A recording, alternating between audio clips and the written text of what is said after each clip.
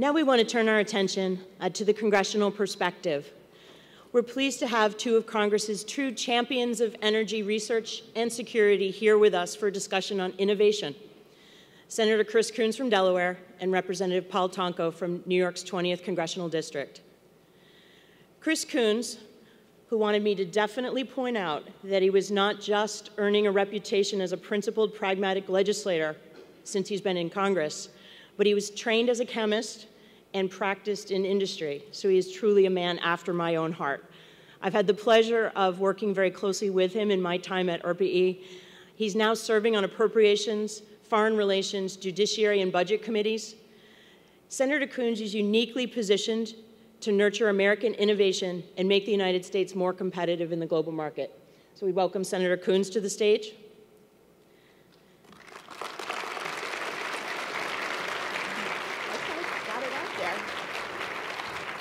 Congressman Paul Tonko first came to Congress in 2009 after a long career working on energy policy in state and local government, including serving as the president and CEO of NYSERDA. In the House, he serves on Energy and Commerce Committee with jurisdiction over national energy policy.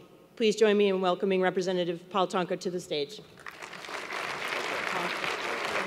Good to see you. And today's conversation will be moderated by Coral Davenport, the energy and environmental policy correspondent for the New York Times. Coral brings years of covering the intersection of energy, environment, and politics here in Washington from her prior position at the National Journal and Politico. Please welcome our panel, and I turn it over to Coral to start the conversation. Thanks so much. So over the past 3 years, energy, and particularly renewable energy, has been injected into the heart of partisan politics. This didn't used to be such a political issue, but we've seen fights over stimulus spending, the collapse of Solyndra, energy as a partisan issue in the 2012 campaigns. So now we're post-stimulus, post-Solyndra, post-presidential campaign. We're looking at a Republican Party that is trying to define its way forward ahead of 2016. In the wake of all this, sort of this smoking rubble, what does the landscape look like now on the Hill? What's the conversation now? Are there any kind of green shoots? What's the debate now on energy and renewable energy in particular? Well, it's my hope that we're going to see some progress here just within the next few weeks.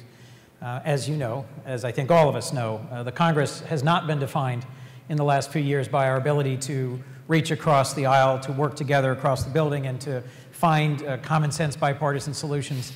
That has really not been the dominant theme of the last few years. But within the last few weeks, we've actually gotten to a 2-year budget deal. We've actually passed a $1 trillion omnibus appropriations bill. We've actually passed a 5-year farm bill that included some renewable energy pieces to it. So I think there is the beginning of a movement towards recognizing that what the American people want from us is bipartisan legislating. The Shaheen-Portman energy efficiency bill, of which I've been a co-sponsor and look forward to supporting again, I believe will get floor time in the Senate within the next couple of weeks. And if it succeeds, that is a modest but important sign that we are able to legislate in some real way around balanced bipartisan solutions to what are some of the easiest issues, I think, energy efficiency, which doesn't implicate some of the broader challenges around climate change, around financing, but is an important small step, or as you put it, a green shoot. Yeah, Coral, I think it's, I kind of share the Senator's sentiments. Chris and I were talking backstage, and, you know, there is this cautious bit of optimism that you share because of the relative few success stories we have had bundled together of late. There's reason to be hopeful, but there also is a resistance about the change, about moving away from fossil-based fuels as the axis of dependency. And I think there we encourage our colleagues to take the big picture point of view. And we're not in this alone. We see research and development coming into emerging nations, emerging competitors. And so we have to look at this from a framework of where we stand globally and how we can set the pace here. I think a sophisticated nation such as the U.S., a large economy like that of the U.S. economy, requires us to take that step of next generation. We may have taught people about various aspects of industry and manufacturing through the years and the decades, but now it's the sophisticated quality of the U.S. that requires us to step up to the plate, to find new opportunities, jobs not yet on the radar screen. That, I think, is the charge to an intellect, an intellectual capacity like that of the United States. But on the Hill, you are still faced with the constraints of our new era of fiscal austerity. You did just finally manage to put together a new budget. Another one awaits. We're still in an era of sequestration. There's not going to be another stimulus for the foreseeable future. How do you use policy? What, are there creative ways that you can fund or get money flowing for some of the things that you talked about? Well, I think there are things that we can talk about in terms of job creation. And if we want to be able to provide for opportunities where you can't offshore some of these efforts, some of these jobs, the energy arena is a perfect place by which to have that discussion. You can grow an economy, grow new jobs, add them to the radar screen, and know that you're developing an energy independence out there, which I think should resonate regardless of politics or geography. There's also the effort made, I believe, to put it in the context of the next generation. This is about making the world, the environment safer for our children. And I think you can humanize that element. We've heard about all of this discussion about global warming and climate change and people resisting it, even though there's a majority of the science community talking about it. But I think if we put it into the context of children, the next generation, our families, we can perhaps move that meter a bit, the political meter, to get things done. The innovation is important. We've always grown through innovation as a relatively young nation, and we have to remind people of that richness of our history and the challenges of the moment, where we have these dictates, these charges to us to clean up the environment as we go forward, and I think innovation helps in that regard and addresses the economic situation. While we could solve the deficit with the federal budget by cutting our way to prosperity just doesn't cut it. And if we can show people that we can create jobs through research, through innovation, and provide for deficit reduction by growing businesses, startups, entrepreneurships, new technology, that's the challenge, and we have to somehow bring it into that discussion. But still, given the budget debates that we've seen unfold over the past few years, it seems unlikely, highly unlikely, that we're going to see significant new spending in this space. And I'm wondering if there are conversations going on about how do you adjust policy or get creative about spurring the money somewhere else. Senator, I well, if I could, I think across the whole pipeline of innovation, from basic science to applied science to commercialization, I'll just briefly mention, if I might, 3 different bills that are bipartisan and that are efforts that I'm involved in, Paul's involved in, comparable efforts in the House, that I think can give some hope to folks who wonder, where are we going and what are we doing? A reauthorization of the Competes Act in order to reauthorize ARPA-E and to reauthorize all the sort of vital programs from NSF to STEM education. We are in continuous negotiations between Senators Rockefeller and Senator Alexander. But let me move to the second stage, which is more applied research, which has a window for helping the national labs have access to some market opportunities. The Innovates Act, which I introduced with Republican Senator Marco Rubio, Florida, takes insights from 3 different think tanks, from Heritage, from CAP, and from ITIF, which are all across the political spectrum, and builds on work that's been done by a number of different groups on how to strengthen, how to make more relevant to the marketplace the work of the national labs.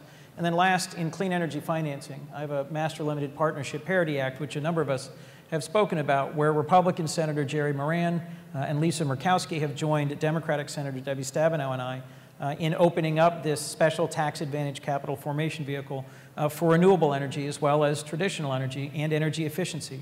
It's a bill that keeps picking up sponsors, that's gotten a good reception in finance and in energy committees, has a strong counterpart in the House. I recognize that we are in an area where, because of the budget caps and because of record federal debt and deficits over the last few years, which we have significantly reduced over the last 3 years, we are not likely to see robust investment in the labs and in basic science. But I do think these last two bills I've referenced open up ways for financing and for partnership with the private sector that have real promise, and where we could leverage this important basic science work, translate it into the marketplace, and continue to grow. At the end of the day, most Americans know in their gut that while the stimulus may have stabilized the losses in the economy, we cannot cut our way to prosperity. We can only innovate and invent our way to prosperity, and we have to be a country that invents things, grows things, and makes things. And for those of us who have to connect with our constituents regularly, they get that we need to be making the things that we are inventing, and in order for that to happen, we have to invest, both in basic science, but also in applied and in commercialization. You know, and I think working the ends of the spectrum together, the audience out there, the great audience that participates through ARPA-E, that knows the sophistication and the requirement of this change. I know I have universities and industries represented here today, and some lab people. That's important, to have them advocate strongly, fiercely for this kind of change, but then at the beginning end here in Washington, making certain that somehow we can taste success that then builds the desire to continue along that pathway. You know, the items mentioned by Chris with legislative formats are a way to start. In our House, we may even have a bipartisan effort to work on building efficiency. Some people were talking about the low-hanging fruit of energy efficiency. Getting something done where we can understand that there's a benefit here, it grows jobs, it strengthens the outcome of the environment, and it encourages entrepreneurship. We're a nation with a pioneer spirit that is unquenchable. We should not deny that effort, and we need to go forward with that as a major dynamic in our discussions, that pioneer spirit needs to be fed. You know, we look at what's happened here with the emergence of the 5th anniversary of ARPA-E.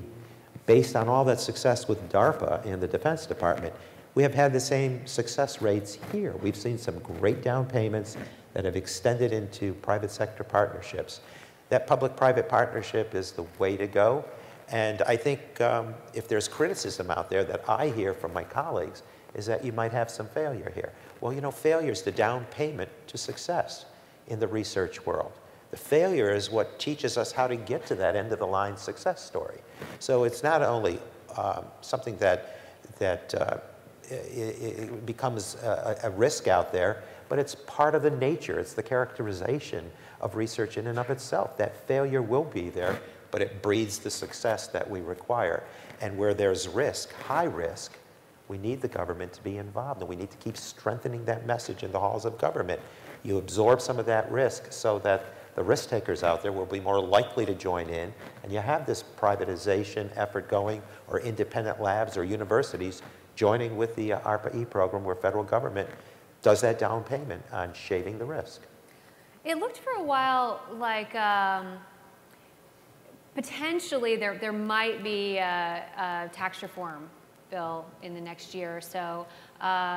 Former Senator Max Baucus was pushing ahead. We see efforts still in the House. Senator Coons, I know that you contributed some ideas for energy tax reform in that package, and it looked that like tax reform might be a space where we could see some significant changes in energy policy. Now, Senator Baucus is now ambassador to China. Baucus, you have a new chairman, Senator Ron Wyden of Oregon, on the Finance Committee. Although we're seeing a tax reform package being introduced in the House, the prospects for that moving this year seem unlikely. What happens with the new chairman, kind of a new picture in tax reform? What are the prospects for changes in energy policy through the tax code? Well, three things. First, if I might, I'm meeting with Ambassador Baucus later today. I think it's important for us to continue to stay focused on IP, competition, and potential collaboration, U.S.-China. And I hope that we are sending an ambassador to China who understands, I'm confident we are sending an ambassador who understands these issues, and I hope that our ambassador will stay focused on some of the real challenges we face in protecting American IP in China and in the emerging markets around the world. I do think that having Chairman Wyden now chairing Senate Finance is a significant advantage for those of us who are hoping that the work of the Senate Finance Committee will focus on ways that we can modernize our tax code and still advance energy efficiency, renewable energy, and energy innovation, because I think Chairman Wyden deeply understands these issues and their importance and relevance. There is a little bit of a resetting, of course, with a new staff and with a new area of focus, and the timeline this year for comprehensive tax reform, I think, will be quite difficult. But a huge amount of policy work has already been done. Dozens of hearings, lots of briefings, lots of meetings between the House and Senate that Senator Baucus and Senator Camp, Congressman Camp, the two chairs, led, that has laid a lot of the groundwork that I think will make comprehensive tax reform possible.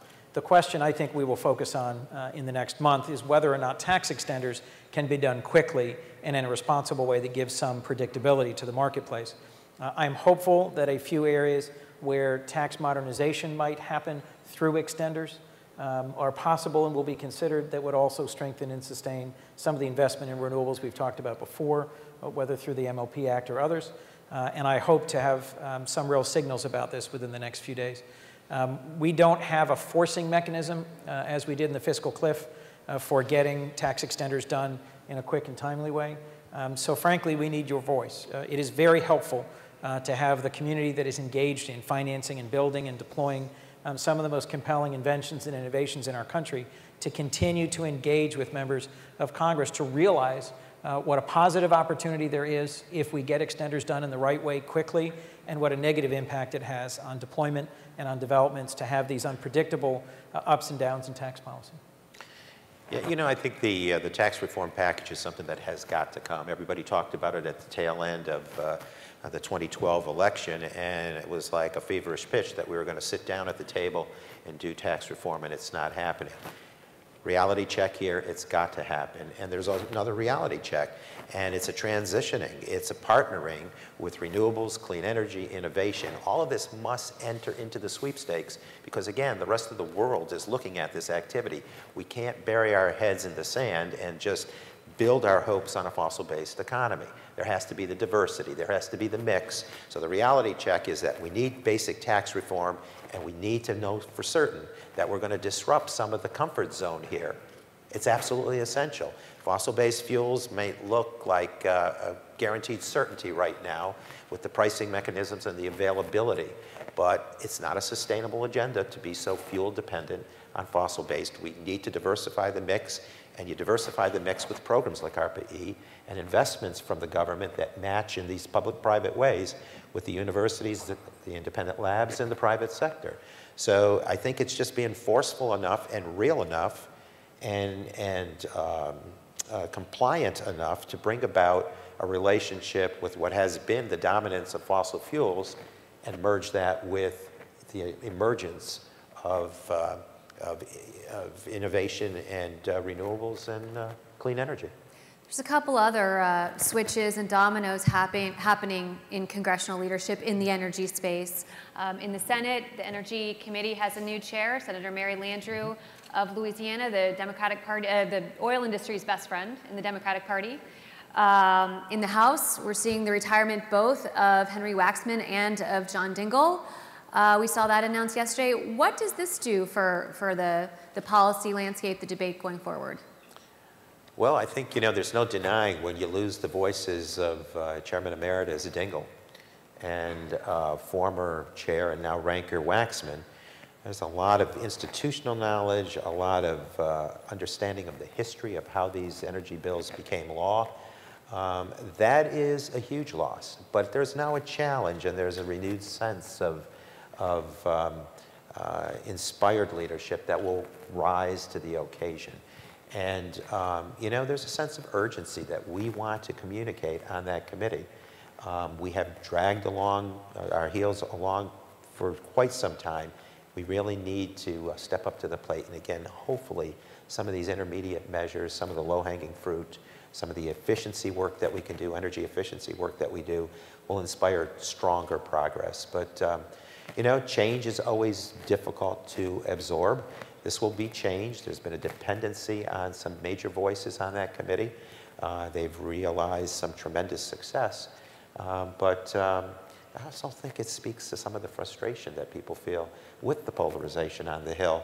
And hopefully that's a message we all absorb and understand is not serving the nation well. Well, and it's also true, Congressman Dingell, described his disappointment in Congress as an institution now as one of his reasons for choosing to retire. Both he and Mr. Waxman had been known for working very effectively across the aisle, legislating, getting bipartisan legislation through. Without that history of those relationships, are there people in the committee who still have that, who are still willing to do that? I think there are. There are people, obviously it's a committee that pulls from, at least from our assignments, from more senior members. So you have those members who have the history of the camaraderie that's needed in order to get things done. And look, I think people are beginning to understand the sense of urgency with our energy issues and the fact that this is a way to really grow the economy. And so we can achieve great things. And I think the human spirit just, absorbs it. It's nurtured by this sense of being productive.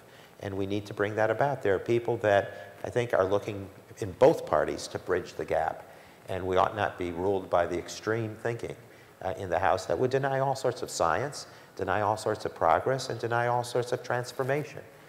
That's important, and I think we need somehow to work that great group in the middle together so as to allow for this new emerging leadership to conduct business well in the energy and commerce realm. Senator, big change in the Senate with the ascension of Senator Landrieu to the Energy Committee. How do you see that playing out? I frankly, as I said before, think that having Ron Wyden as the new chair of finance, which is one of the two most powerful committees in the Senate, is very important to have someone with real experience and grounding in energy and energy policy now in a position to write the tax code and to play a central role in tax is important. There's also new voices in the Senate, which I hope we don't miss. Senator Heinrich, an engineer who's from a state, New Mexico, that has a strong national labs presence, is a newer member on energy. Senator Markey, a real leader in the House for a long time. There are voices in the House and Senate that are climate change deniers, that are strongly opposed to the agenda that is represented by a lot of the hard work of the folks here, innovation and investment in clean energy and clean technology. But I think we need to also pay attention to the energy and the engagement of some of the newer members who are here, I suspect, for a long time and going to really make a difference in the long-term trajectory of the Senate. As you know, I was just going to say, I try to take the experiences within my district, which has to be one of the most heavily invested in technology in the country, of all the House seats.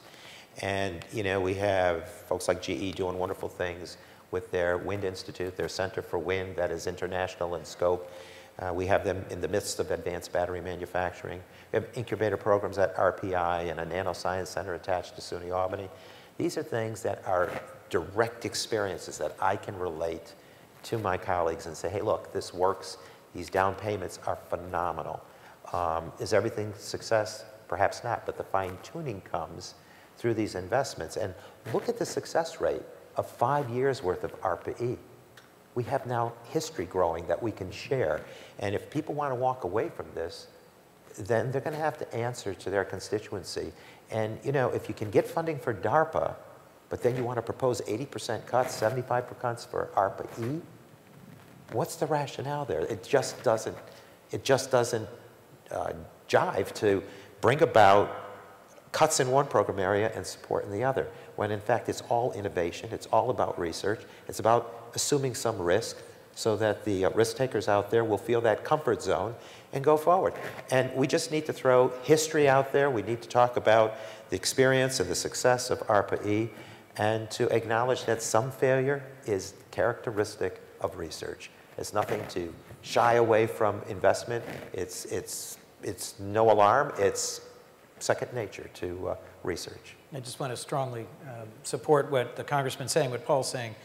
This is a vital year for ARPA-E, for us to continue to strengthen its appropriations, to get it reauthorized, and for a concerted voice to engage with those of us in Congress to advocate for the real difference that ARPA-E has made over 5 years, the significant successes that have been made, not just in the lab, but also in the marketplace, not just in the public sector space, but in partnership with the private sector. I'm a big, strong believer in ARPA-E. I think this is a great investment for the American people. In fact, if anything, I think we should accelerate this investment significantly. It is one of the best outcomes per dollar invested I've seen in the federal government. And I really hope that we're going to continue to hear voices from across the country, from all sectors, and from both parties that motivates us to act in both chambers to do what I think is right for the American people, which is to continue to deliver on this strategic investment for our country.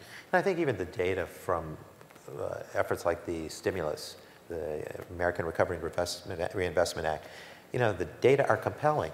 You know, you look at the great many of applications versus the number of awards made, there are far more looking to get additional assistance in this transformation, this innovation stage. And, you know, for ARPA-E to start at a 180 in round numbers, 179.6 million budget, to now 280 is pale in what it ought to look like, especially given the foundation we've developed. So again, to repeat myself, I would encourage everyone in this room, as believers in research and development, to make noise. Get loud in your districts and tell people, look at the facts, look at the history.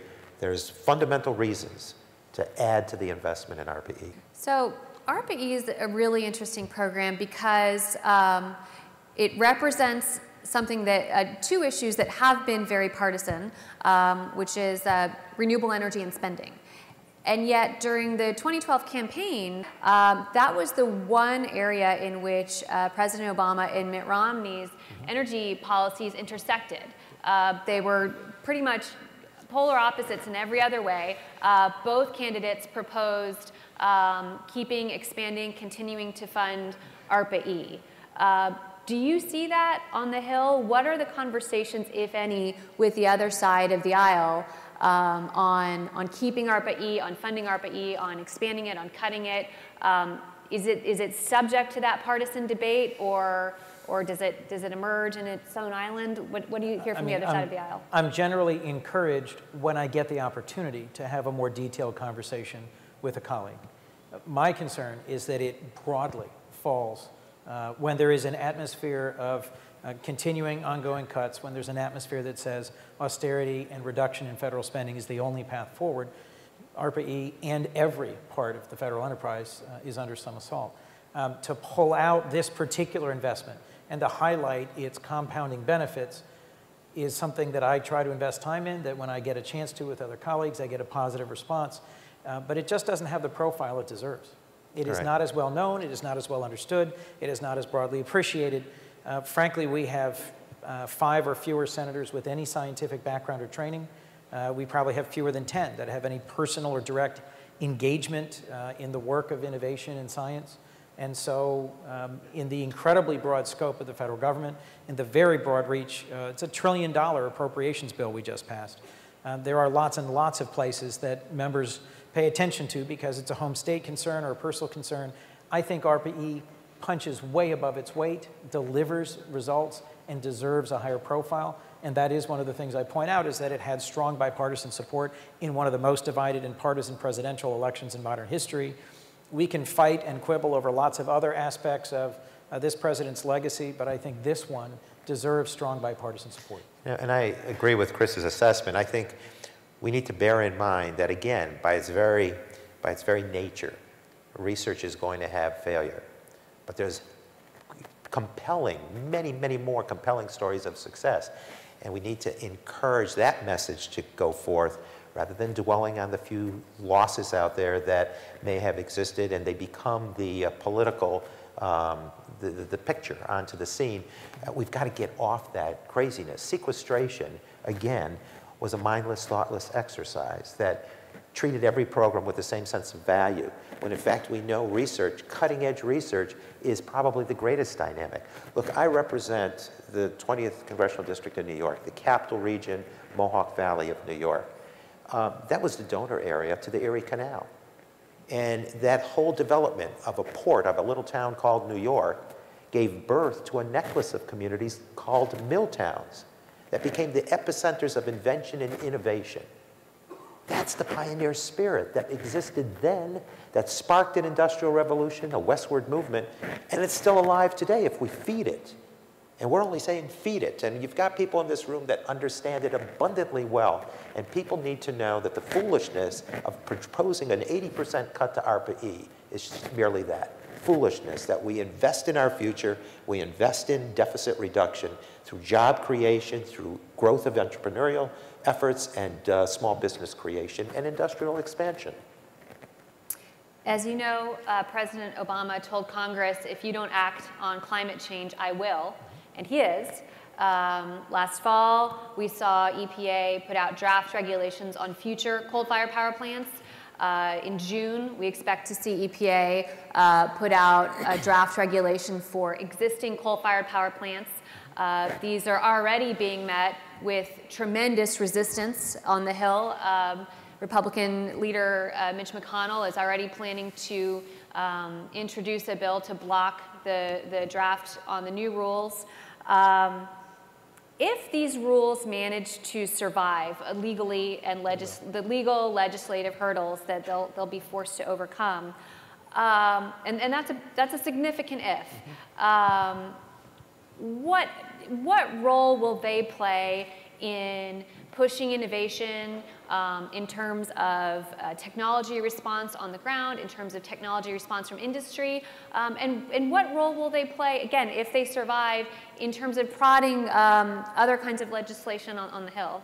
Three things, if I could. First, I don't expect the Minority Leader, Senator McConnell's efforts to succeed because of exactly how it's being configured and the President's determination to wield his veto pen if it should somehow get through the Congress.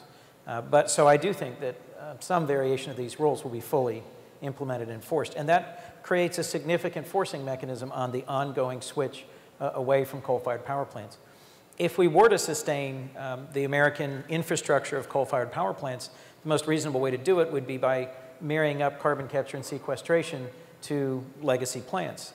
What is striking to me is that we have in the other party many who argue against funding the very development and deployment of this potentially promising technology that might sustain American energy independence in the coal sector while still meeting some of the air quality and climate change concerns that I think the President legitimately advances. At the end of the day, this is an issue that I suspect will be fought out in this election and the next. There's going to be a hotly contested senatorial campaign in Kentucky, as well as in several other states where the issue of EPA regulation, air quality, and the future of coal will be a central issue. And I think that we have a closely divided Senate, the control of which is going to be very much at stake in this election. I do think the President is showing appropriate determination to keep making progress based on science and based on working in partnership with the private sector. But frankly, the other thing that's making a significant change, both in fuel switching and in the promise for the American manufacturing sector, is new abundant natural gas resources, which are making as much impact in terms of the change away from coal as any government mandate. In combination, those two may allow us to make some fairly rapid and significant changes. We're going to hit a number of our climate change targets, our emissions reduction targets, more because of natural gas and its pricing and its availability than because of government regulatory action. There are things we can and should do together, Republican and Democrat, House and Senate, industry and government, to accelerate and deploy new energy technologies, including those that reduce emissions or that make it more possible for us to sustain legacy American infrastructure and investment. I just wish we could come together around recognizing the potential value of these investments, not just for the United States, but for the world. Because if we were to be the world leader in some of these new areas, energy efficiency, carbon capture and sequestration, bulk storage, distributed generation, the global market is vast, and a number of our competitors are making significantly greater investments and are rocketing ahead of us.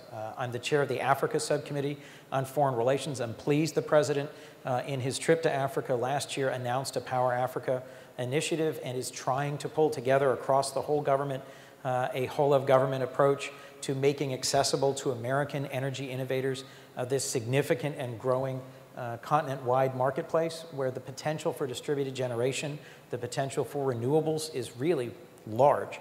But the Chinese are already there and significantly ahead of us. The hour is late, and it's time for us to put aside partisanship and capture this opportunity, both domestically and globally. Carl, I would agree that, you know, we've got a range of items from distributed generation, as the Senator indicated, to what Chris says could be done with carbon sequestration. We have it within our capacity through our intellectual capacity as a nation to resolve these issues and get them done. And so the shame here is that, you know, leadership is holding that back rather than advancing it. And, you know, will rules and regs versus statutory change bring about some sort of job growth and response? Absolutely. Climate change needs to be dealt with. We're looking at worldwide events that should convince us. I look closer to home at Irene and Lee and the damage it did in my direct district. Superstorm Sandy that devastated the Northeast, where we're still cleaning up from all of those storms. So they speak to us with profound impact. So move on and get it done. If you want to address climate change, you can avoid the rules and regs via EPA by doing the statutory thing. So what's the excuse? Go ahead and do it. Invest the time and synergy, political synergy, to advance the statutory change rather than to come up with a solution that negates or stops the rules and reg change. That's not productive government. And I think the effective, efficient thing to do is sit down at the table, develop the bicameral, bipartisan relationships, and get it done. It's why I reach out to folks like Senator Coons, to reach out to someone like Chris, knowing that he can partner with other representatives, senators that are Republican and Democrat, and I do the same in our House, and come together and build from the middle and grow out to build the economy while you're addressing the environment and innovation. So there is this bicameral climate task force. Senator Whitehouse is leading it in the Senate, and Congressman Waxman has been leading it in the House. I think they've got about 20 members in the Senate and a significant number of members in the House. They're having meetings, they're giving floor speeches, they're kind of trying to create a drumbeat of awareness. To the best of my knowledge, there is not a single Republican member. I don't believe that they have done any events with any Republicans. It doesn't seem likely that anything will advance without significant Republican buy-in. What's the effect of something like this? I mean, you talked about the importance of bicameral action, but what's really necessary is bipartisan. We still don't see any of that. What's the impact of something like this task force? Well, Coral, it's... which I don't believe either of you are a member of. It's very helpful to have someone like Senator Whitehouse who literally comes to the floor, I believe, every week and gives a speech about climate change. I think literally every week.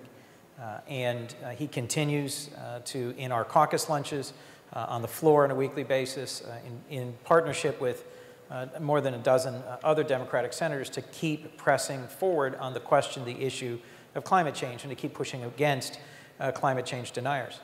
Most of the bills that I've described, most of the bills that I work on are a bipartisan approach, because in my view, we're only going to legislatively advance the agenda that I think is represented by most of the folks here, an interest in science, in innovation, in deployment, in manufacturing of clean energy. That's only going to happen with real Republican partnership. So I'm choosing to focus on bipartisan solutions. Other members of my caucus are keeping up the visibility and the drumbeat of an issue that at the moment is sadly strongly partisan. I think we need both. Chairman Waxman, I believe, introduced a single-payer national health care plan Chairman Dingell, every year that he was in the House for year after year after year. For an awful long time, the idea of comprehensive national health care reform was off the table.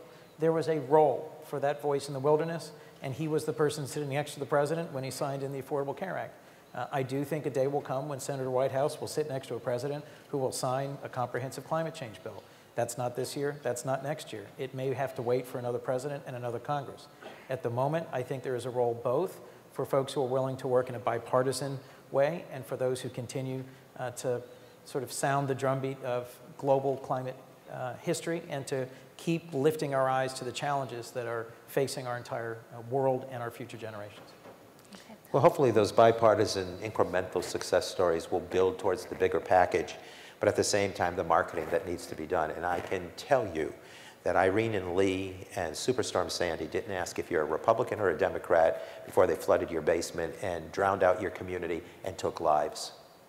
So eventually everyone gets it. I talk to folks in storm-torn territories in my district who I could tell from the conversations in the past were strongly for a far-right thinking. They were demanding their disaster aid, rightfully so. But we're going to be doing more and more of this unless we approach more academically our environmental stewardship assigned to all of us as citizens, assigned to all of us certainly as leaders in Congress that need to get it done. Okay. And on that note, we'll wrap it up. Thank you both so much. Thank you, Coral. Thank you. Thank you. Thank you, everybody.